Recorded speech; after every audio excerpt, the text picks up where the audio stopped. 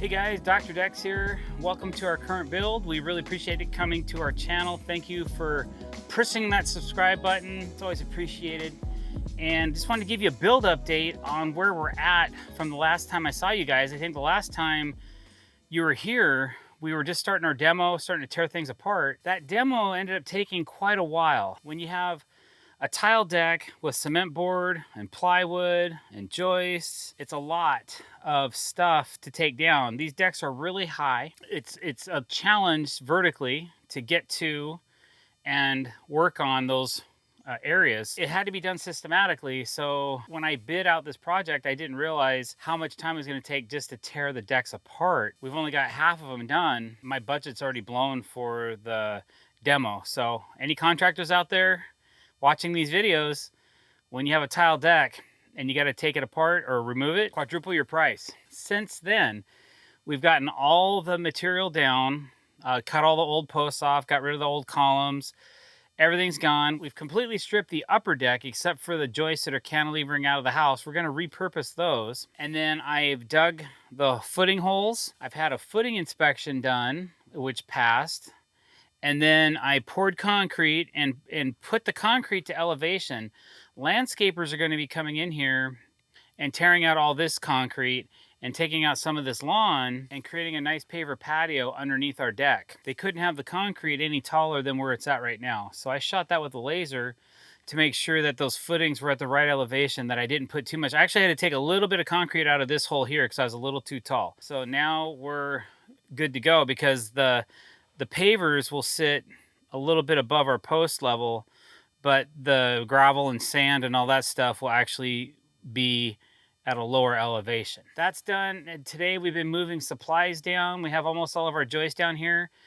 Not only is it a tall deck, it's a long carry to the site. Now that that's done, we'll grade our framing. And then once the framing is graded, we will pick the thinnest joists and we'll start putting ledger boards up on the house. So that's where we're at today.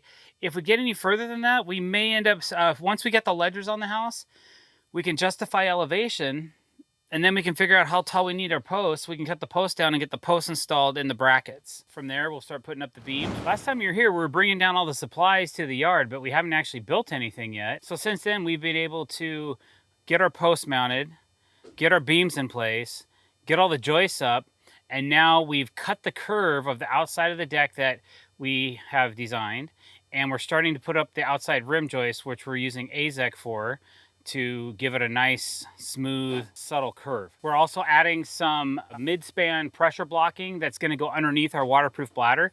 That's going to help keep the joists from moving around so much while we're building. And when we're walking around laying our decking, it's going to keep the joists from moving out of whack. It also helps a little bit with deflection, but because we're only using a 2x4, it's not going to help a ton, but that's okay. It'll just help keep things nice and tight. So why don't you follow along and see if we can get the rest of this curve up today, and we'll start some surface blocking and I'll explain to you how that goes. And we'll also show you some of the flat blocking we've put in already for our double surface borders. And then we also have to add some blocking for our Regal Ideas crystal rail.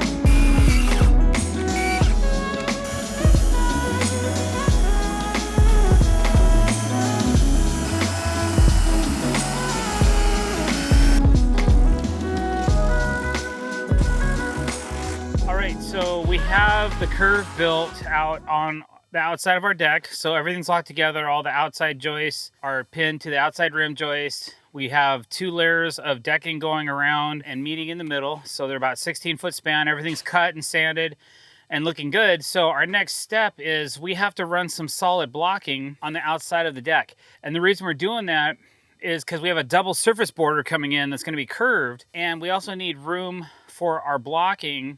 So what we'll do is we'll put a flat block in. That'll catch the double surface border and the field decking when we cut it and pin it down. And then after that, we have to add some more blocking for our Regal Ideas crystal rail, which will be going in every so often. So I'll have to do a complete layout for that. So that's what's up next. We're gonna get started. We're gonna move our scaffolding around and we'll get the blocking ready to go. And I'll start cutting them in, and then I'll have my assistant start screwing it all together. There. Okay, now you're in.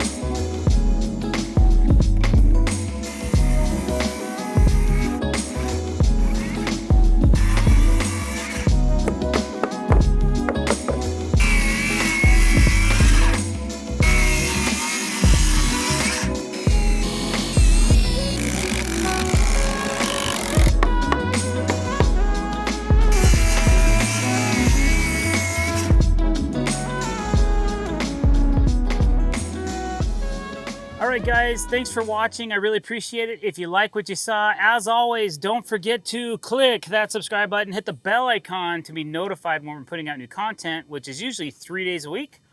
Like this video and leave me a comment below. Let me know what you thought of today's progress. Thanks for watching, guys. Have a great day.